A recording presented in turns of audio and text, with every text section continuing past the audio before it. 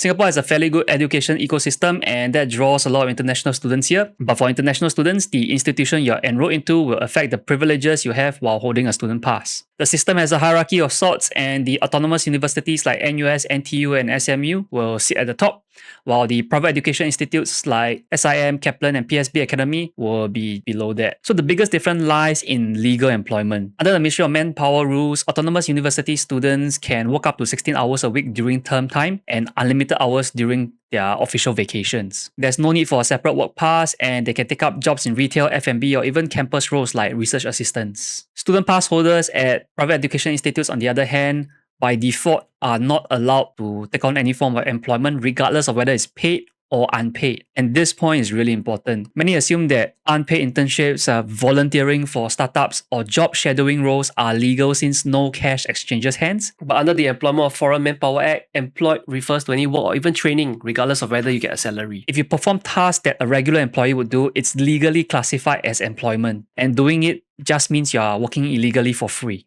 However, student pass holders at certain private education institutes like DigiPen or ESSEC Business School have work privileges. You can check the MOM website to see if your institute is listed. So the thing is, in today's world, gainful employment before graduation will actually boost your resume value. And for student pass holders at autonomous universities, industrial attachments and internships that are part of the graduation requirement do not count toward the 16-hour weekly limit. But at private education institutes, unless the internship is an explicit mandatory component of an EduTrust certified course structure, it is illegal. Private education students who have the student pass cannot simply pause their studies for a semester to take on an internship just to boost their CV. To work around this, some might start looking at the training work permit that may give you 6 months of practical industrial attachments. However, the training work permit treats the student like foreign rank and file labor. This means they will eat into the employer's local to foreign headcount quota, or what's legally known as the dependency ratio ceiling. The employer must also pay a monthly foreign worker levy out of their own pocket. And on top of that, the employer must also pay a $5,000 security bond for non-Malaysian students. So as you can guess, because of this upfront cost and the liability to the company, it's going to be rare for local employers to take on TWP applicants from private education institutes. And the privileges extends to after the course as well. So what happens when the course ends? Student pass holders at autonomous universities are eligible to apply for a 1-year non-renewable long-term visit pass or LTVP. Obviously, this will take a lot of pressure off trying to land a S-Pass or employment pass before graduation. Student pass holders at PEIs